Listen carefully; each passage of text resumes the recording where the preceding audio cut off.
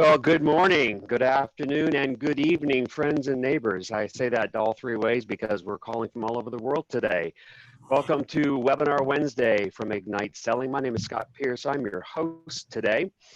If you're here today for our webinar, Are You Still Blaming Price? Chances are you or someone you love has lost a competitive sale that you thought you were going to win.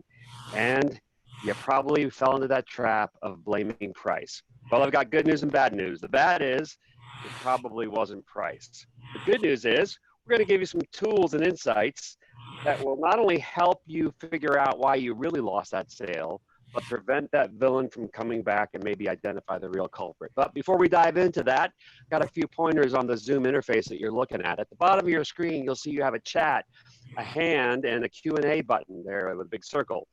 If you want to chat, you can send a chat through. We will pay attention to that and hopefully interact with you. You can raise your hand if you have an issue to bring up. And if you want to ask us a question, we would love to have your questions come through. We will not answer them until the end, but we'll take some time doing that. You can also adjust your audio settings, and at the very end of the meeting, when we are all finished, you can leave. We hate to see you go, but this will end eventually. We're expecting about a 30 to 45-minute window today, so we're glad to have you on the call. I am not your speaker. I'd like to talk about who that speaker is going to be. Our host today, our speaker, I should say, is Steve Gilda. He is the co-founder of Ignite Selling. He's the co-author of Premeditated Selling, which you can find at any of your local purveyors of business books. He's worked in this sales performance improvement space for over 20 years, has helped a lot of organizations across multiple industry sectors get better at this mysterious thing called selling. He lives in Austin, Texas with his wife, Sherry. And he's moved recently from the God's own country of Washington, D.C. Jeff Barone is also on the call. Jeff is a senior sales leader who spent quite a few years in the field, 28 years of experience with Nabisco, Pfizer, Hologic. He has carried a bag like most of you have, and he has also led teams. He currently lives in Northeast Pennsylvania. And so the good news is I'm going to time out and let Steve chime in. Steve, we kick it over to you. Well, thanks a lot, Scott. I appreciate that. And thank you as well from all of Ignite Selling for joining us on this webinar. We're really excited about this particular topic, and we seem to have a lot of interest. A lot of people have signed up for this webinar because I think it is a topic that we all struggle with. Just a little bit about Ignite Selling, in case you're not familiar with us, is that as a business, we have over 8 decades of experience in sales, sales coaching, and sales training. We're the creators of interactive learning maps. For those of you who have participated in some of our sales training in the past, you recognize that we believe that learning happens by doing, not by having somebody with a PowerPoint slide deck talk at you. So we use these interactive learning maps and competitive simulations to drive real-time application of learning. Everything that we do is custom designed to drive the specific business outcomes of our clients. So we have a lot of modules, 11 different types of modules that we can plug and play to help our clients meet their specific business outcomes. And we've been really blessed to be able to improve. We've broken the 10,000 person sales mark here recently, and we're really excited about that. We've been able to train over 10,000 people worldwide. This gives you just a little bit of a peek in the window of the types of clients that we work with, ranging anywhere from high-end consulting to the financial market to IT to healthcare to manufacturing and other professional services. So that's enough about Ignite Selling. Let's go ahead and let's jump into the topic here. And this is the agenda that we're going to follow today. So the first thing we're going to talk about, we're going to invite our friend Jeff Barone to kind of come in and talk a little bit about some research that his company that he was part of at the time participated in. Ignite Selling had done some significant win-loss analyses with a number of clients, and the company that Jeff was with at the time participated in that. He's going to talk a little bit about the overall research. Then we're going to kind of break down that research into what we have found to be 3 dangerous assumptions, 3 common assumptions that we find salespeople often make. And then we're going to talk about, well, how do you break this trend of having salespeople fall into these assumptions? We're going to share with you a couple of tools and a couple of other ways to challenge assumptions. And then finally, I'm going to allow Jeff to kind of speak to some of the overall results that he's been able to have as a result of implementing some of the solutions and recommendations that Ignite Selling has. So without further ado, I'd like to turn this over to Jeff now and have Jeff kind of just get us into this topic. So Jeff, let me go ahead and let's turn this right over to you. Great. Thanks, Steve. I appreciate it. And thank you, everybody, for jumping on this call. It's going to be a great call. So let me start with this. I want to make this as real as possible to all the industries that you may be coming from and looking at. But let me set up an actual scenario and share some interesting findings that we came up with while working with Ignite Selling. This is probably a similar scenario that you all experience in your industry at some point in time. So let me introduce you to our star today, and that's Harry. Harry is a very experienced and smart sales representative. He's a solid and consistent performer. He has been for years, and really very strong relationships with the account and with all of his territory and his customers. But there comes to a shock to all of us is that he lost a major sale, and that rippled throughout the organization due to the presence and the importance of this particular account. So let me transition and share with you, a few years ago, I was part of a larger win-loss analysis with Ignite Selling, and they were conducting it in addition with the company I was with, and additionally for Fortune 2000 companies. At the time, we were winning a majority of the opportunities, and like every industry, the landscape changed. We increased competitive pressure, increase in health system and merger acquisitions, and a shift in the buying process. So the big question that we came to is, did we fully understand how we were winning, and did we understand why we were losing? So let me share with you 5 areas that we looked at through this analysis, and these are common findings uncovered.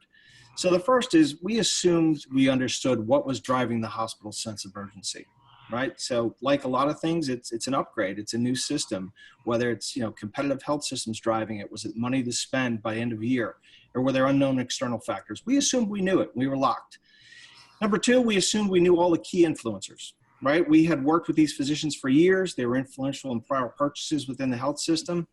And then in addition, number 3, we assumed we knew the decision criteria. It was a normal process. We've been there before. It was budgeted. It was approved through the VAC, and it relied heavily on prior experiences. In the 4th area, we lacked an understanding of the hospital key metrics. What changed? Who was leading the metrics, and really, how and did they influence the buying process? And the 5th was missed opportunities to quantify the value. We did not fully understand the value beyond the price, and what influencers did the competition get to, and how was their product position over ours. So let me blend some of this greater data and share some of the lost analysis survey that we experienced. Really, this is the sense around urgency factors. What was driving the sense of urgency to make the investment now? Our sellers' response is they had the money to spend by the end of the year. Our customers' response was the government regulations driving change and losing patients to competitor hospitals. Transitioning, who and how many people influenced the purchase? How many people were involved in the decision process? Our seller came forward and said only 4 key influencers: the physician, the director, the section chief, and purchasing. Our customer's response, which was a surprise to us, were 12 key influencers, but the physician vote carried the most weight. This slide shows the survey results from a competitive perspective. What were the decision criteria used to compare company A to company B in order of importance? Our seller's response was price, service, patient satisfaction, and system compatibility. Our customer's response was quality, patient satisfaction, price, serviceability, and system compatibility. In summary, you can see how our assumptions around the sense of urgency, knowing who was involved in the buying process, and our view of the competitive landscape differed. So what I'd like to share with you now is some interesting takeaways. And this goes beyond my personal experience in our organization, but really what Steve has found with other Fortune 2000 companies. So let's take a look at some of these statistics that came out of that larger analysis. 85% of the sales reps blamed price as the reason they lost sales. 50% of the reps didn't know the budget process of their customer. 95% admitted their assumptions of the decision criteria were not accurate. 74% admitted they underestimated the influence of individuals in the account. Let me transition back to Steve to take a deeper dive into some of the data and provide us some best practices and how to overcome some of these common assumptions. Back to you, Steve. Well, thank you a lot, Jeff. I really do appreciate your sharing this information. I think as you guys have just heard, there's a real dichotomy between what sales representatives believe to be true and what's really happening in their account. Throughout this win-loss analysis, we have the opportunity to ask the same questions to the customers as we did the sales reps. And it is just shocking to us as we started kind of taking a deeper dive into this, is why are the sales representatives making these assumptions throughout their customers' buying process and throughout their sales process? Well, we don't have time on this webinar to take a deep dive around all of them, but we're going to take a deep dive really around 3 of them. First one we're going to talk about that Jeff discussed is the assumption is that we know all the key influencers. The second one we're going to take a deep dive in is that we know the buying process thoroughly. And the third one is that we know all the decision criteria. So let's take a deep dive around each one of these, because the reality of it is when sales representatives kind of make those assumptions, what they often will do is fall into this thing of, all right, keep calm, blame somebody else or maybe something else. And unfortunately, that's no longer going to carry the day. We need to help the sales representative stop and analyze why you lost and then make a change in your behavior. Because if we don't sit down and do this kind of analysis, they're going to just continue to do the same thing. And obviously we all know what that means, is that they're never going to get the same result. They're never going to get a different result. So let's kind of share with you 2 ways to which we can help our sales reps kind of break the this trap of falling into assumptions. Number one is that we believe that it's going to be important to provide tools that challenge the sales rep's thinking. And we're specifically saying tools. Too often, training today provides a series of forms, papers to fill out, that when reps are supposed to be thinking strategically. Well, unfortunately, many of these forms merely just ask the sales representative, what do they know, what don't they know? It doesn't teach them to think critically. So we believe that it's important to provide a set of tools that challenge the rep's thinking. The second thing we need to do is we need to provide a new skill to the managers that help them challenge the assumptions through questions. Let's face it, if you sit back and you listen to the questions that managers are asking today, they're merely just asking questions to test their understanding of what's happening inside the account, as opposed to challenging the assumptions that a sales representative might be making. Let's give you a couple examples of what we're talking about here. Let's start off with key influencers. This is a tool that we've created and many of our clients are using, and we call this the influencer snapshot, because it's just a snapshot of the influencers by kind of a 2x2 matrix. Who has high influence, who has low influence, who's an adversary, and who's an advocate. Jeff, in your experience, when you had to have your sales reps fill this out, how long did it typically take one of your reps to kind of plot the people on this map? What we learned, Steve, is those who truly knew their business, probably less than 2 minutes. Yeah, I mean, and that's the truth. Most of the sales reps that we work with in today's marketplace wouldn't take any more than what Jeff said, 2-3 minutes to fill this out, because they have an assumption around who has high influence, low influence, and who loves them and who doesn't. The question is the picture right? So let's kind of throw some names, some titles up here. You know, here we have in this particular scenario, the section chief has high influence, followed by the VP of procurement, then the department director, followed by a nurse, and then a physician. And this is kind of the level of influence that maybe a rep might be telling us. And as we can see here from this picture, the department director and the physician are supporters of ours, but the section chief, the vice president of procurement, and the nurse, not so much. So the question we have to find out is, can we win? And if not, what do we need to do to change the picture? So a simple 2x2 matrix like this that can be drawn out on a napkin is a good tool because it begins to formulate different types of possible strategies. So one particular strategy that a sales rep might come up with is to try to reduce the level of VP of procurement's influence in this decision. And they're going to do that by raising the level of influence of the department director and the physician. But the other parts of the strategy is to strengthen the level of advocacy of that section chief as well as the department director and the nurse. So the question that we have to ask ourselves is really, is this a good strategy? So this is where the managers need to come into place here and start asking questions which challenge assumptions. Questions which sound something like, what makes you believe that these people are your advocates or maybe your adversaries? Another question might be is, how could you leverage your advocates to neutralize or win over your adversaries? Or who is your competition speaking with today that's not on your influencer snapshot? So these are questions to which kind of challenge the assumptions of what a sales representative might be thinking around those key influencers.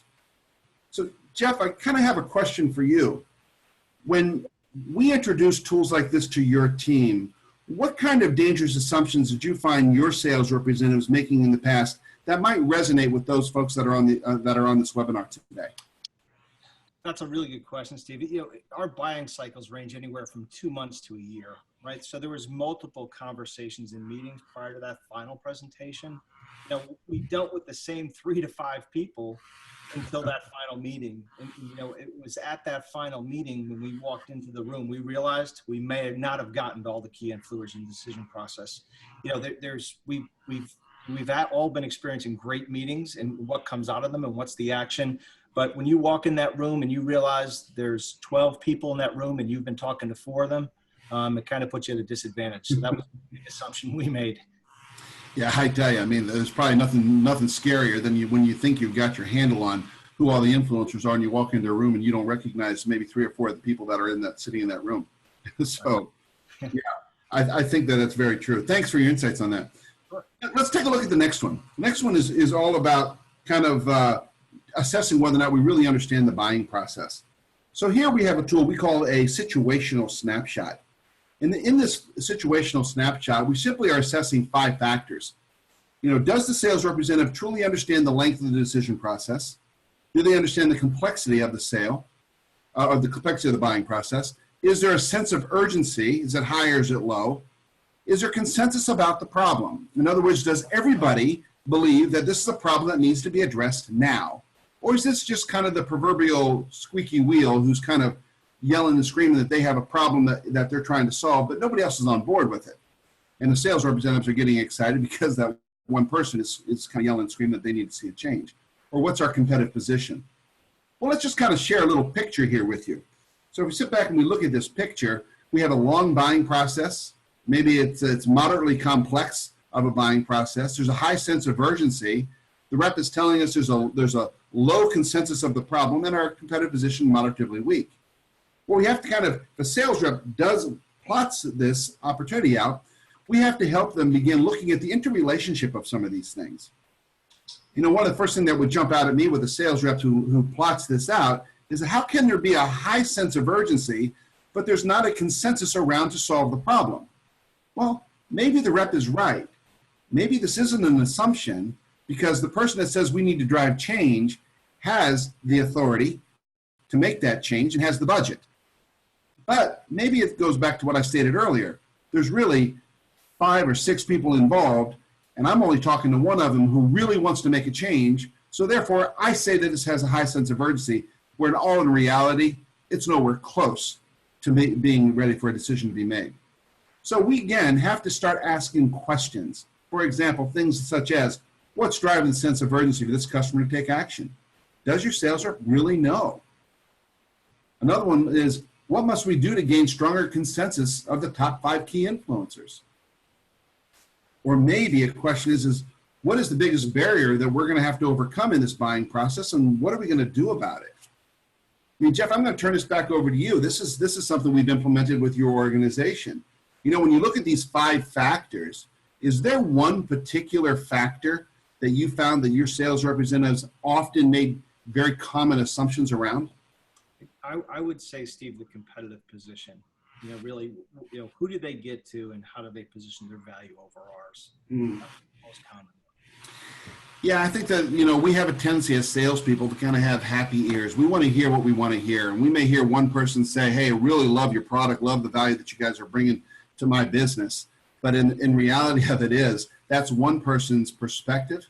And therefore, we want to believe that, therefore, this account or this opportunity believes that we have a strong value proposition for them. And that's really not necessarily true. You have one person who might believe that you can help resolve some of the issues.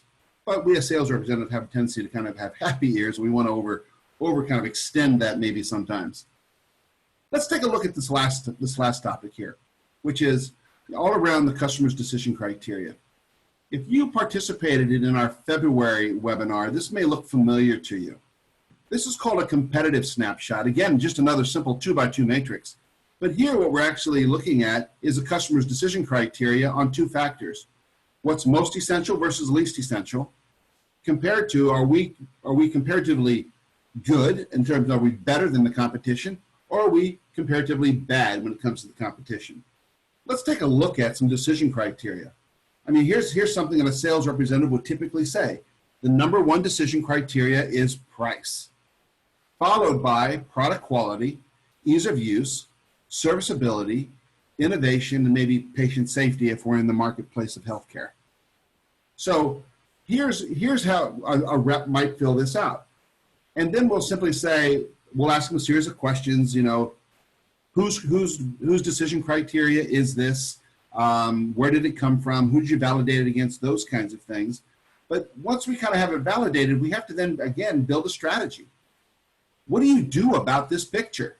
If you're telling me that price is the number one most important criteria, and Mr. Sales Rep, I'm going to take you at your word. My question to you is, what are you going to do about it? What are you going to do to change the perception of price?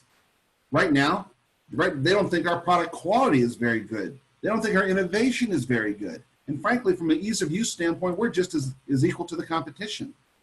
So the question we have to ask ourselves here is, did we really lose to price if this is the picture? Because right now, this isn't a very favorable picture here. So we have to figure out, what do we do to change the picture? What do we do to reduce the level of importance of price, raise the level of importance of product quality, ease of use, serviceability, patient satisfaction, and change their perception to help them understand that we actually are much better than the competition? So we get into a series of questions. Again, managers play a critical role here, such a critical role. And here's a question, you know, whose decision criteria has this been validated with? I mean, just because you heard from one person that this is the decision criteria, does that mean that there's only one set of decision criteria? Probably not. How does this decision criteria compare to the other top two key influencers? I mean, let's face it. If we have to sell into the procurement space in any organization, their number one criteria may always be price. But there could be some people to whom use our product where product quality, ease of use, reliability may be more important. So we have to begin thinking about, how can we leverage that one individual who simply says, you know what, price isn't all that important. The number one thing for us is make sure that the daggone product works. So we need to have that person that says product reliability should be more important. Have that person go talk to the person in procurement that says, no, price is more important. So we need to help our sales reps think through that. Another coaching question might be is, what other decision criteria should your customer be considering that they aren't? I mean, let's think about it. All of our products have unique differentiators. And if we're not talking about those unique differentiators and making it part of that decision criteria, we're missing the boat. If I know that my product is easier, let's say not use easier, let's just say it's faster, or it provides, it's a safer for the if I'm talking about a medical device, it's safer for the doctors. Forget the patient for a moment. And I'm not talking to that unique capability that is unique to my product, and I'm not adding it to that list. Again, I'm really missing the boat. And when it comes down to it and I lose, first thing I'm going to do is say I lost because of price. And the reality of it is, you didn't lose because of price. You simply got outsold. So, Jeff, I got another question for you. You know, other than these questions, when you look at the decision criteria that your sales representatives are kind of encouraged to uncover and to influence, what's been the biggest challenge that your sales reps have found? Has it been the fact that they don't know the criteria, they don't know how to influence the criteria, or what is it? I'd say, Steve, it's history dictates the future, right? So a lot of reps go into these accounts and knowing what they've known from prior years and prior experiences, they tend to rely heavily on those past experiences. That would be the greatest pitfall that we've experienced. Yeah, I mean, I think, again, we unfortunately sometimes believe that the past kind of predicts the future, and I think that we need to kind of break that trend or break that assumption in its own right. We have found that the most experienced salespeople today often are the ones that make the greatest number of assumptions because they've been in that account for a long time or they've been in the industry for a long time. Oh, I've been there, done that. And it's really an unfortunate thing that happens, particularly with young, experienced sales reps. I mean, let's face it, we've all seen it when that senior sales representative leaves the business or gets promoted, we bring in some kind of new young sales rep into that new territory. All of a sudden, things start to happen. And it's often because they don't have those blinders on of those assumptions. So let's just kind of summarize our best practices here. So number one is it's best to provide your team with a set of tools, not strategy forms that challenge your sales reps' assumptions. We need to teach them to think critically. Whether you use tools like Ignite Selling has or something else, it doesn't matter. But giving them simply a form to fill out simply helps them acknowledge what do they know and what they don't know. The second one is that we need to teach our managers how to ask questions that dissect the common assumptions and develop alternative ideas. You know, we've been teaching managers a 3D questioning model for a long time, and it's important that managers don't just ask questions to test understanding. They ask questions to challenge the thinking, force their sales reps to think critically. I want to now kind of talk about real impact here. We've got about 4 minutes left on this webinar. And I'd like to turn this over to Jeff to kind of talk a little bit about the real impact of what happens when we finally get to the point where our sales representatives they've stopped assuming. Jeff, you want to just share a little bit about some of your experience? Sure, Steve. Yeah, right. I would say there's three critical areas that we saw drastic improvement within our business. And number one being the velocity of opportunities moving through the sales pipeline. I think everybody on this call has been in the same boat, right? Where you see that number come through and it's just dragging. It's just, you limit the quarter to quarter push, if you will, right? As a manager or as a rep, there's frustration. Number two, I would say forecast accuracy. There's a higher sense of urgency around forecast accuracy for a lot of business reasons. And when you look at forecast accuracy, the managers have a tremendous amount of pressure on them to bring that number and make it accurate to senior leadership. And this has allowed our managers to have more confidence in the forecast because they're challenging the reps' thinking. And the flexibility that this tool offers, it changes with the business. And I would say that the last, but probably the most important, would be the value over price. The managers are using these tools and they're really driving deeper and wider conversations to ensure influencer alignment. And that's been a critical gap that we've really been able to capitalize on by initiating these type of tools. Jeff, I appreciate your insights on that. I just want to kind of highlight one of the things you said. One of the things I've been most impressed with when I was working with you and your team was the fact that when we got to the point where we had them thinking more critically and challenging their assumptions, when you talked about that velocity and getting things unstuck, I mean, we clearly sound, not only did we find that opportunities were moving through that pipeline, through that sales process at a faster rate, but we also found that they were selling at a higher dollar volume. If you recall, some of the things that were happening was that we started seeing more revenue out of the average deal because they were including more people involved in the decision. So they weren't getting nickel and dimed along the way. So it is pretty remarkable what can actually happen when we just work with the sales representatives to have them stop making the dangerous assumptions of what they're typically doing when they're out in the field today. So I really do appreciate your insights there. And again, I want to take a moment to say thank you publicly for participating in this webinar. We have time, just about 2 minutes, just time for just see if there's a couple of questions. I looked and it looks like we have a couple of questions here. Jeff, I'm gonna throw the first question over to you. It says, this one's for Jeff. How have you taught your managers to ask questions that challenge their thinking? So what have you done, Jeff, to teach your managers how to do that? Sure. That's a really, really good question. Many of our managers are highly skilled, and most of them come from an extensive sales background.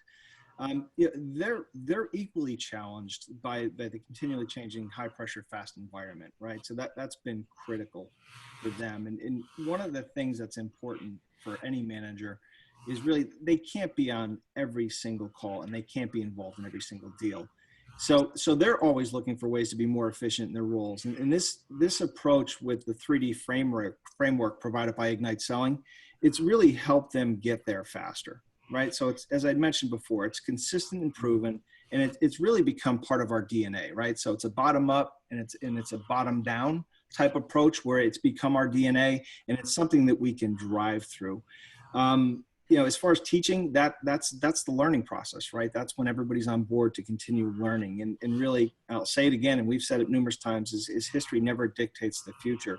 And really the dissect questions that we're driving to really challenge the common assumptions, I think that is something that every manager, and even we've seen it in the representatives, just really grasp onto it and become part of their daily discussions in their strategic planning. Thanks a lot, Jeff. Tell you what, we have time for one more, and there's a question that came up here that says, do you have any data showing the impact of salespeople acting more strategically in the length of the sales cycle? And the short answer is yes. We have some data that actually, that we've been able to quantify, showing that when sales representatives sell with a specific strategic intent, for example, they are going in to identify decision criteria, they're going in to neutralize an adversary, they're going in to assess the sense of urgency, that opportunities are actually moving through the sales pipeline at a faster rate of almost 38% faster. And I'm happy to provide that information to you if you want to send me an email. There's a number of other questions that are coming in right now, but in the essence of time, what we will do is we'll reply back to these other questions that are coming in an email. You guys have all registered for that, so we'll turn around and we'll drop a couple of other questions. So I want to thank everybody for participating in this call. Special thank you to Jeff Barone for joining us today. Your insights were actually invaluable, so thank you so much for doing that. This webinar has been recorded, and we will be pushing this out via our website in a couple of days. So if you want to forward it on to other people, feel free to do so. But again, thanks a lot. Really do appreciate everybody's participation.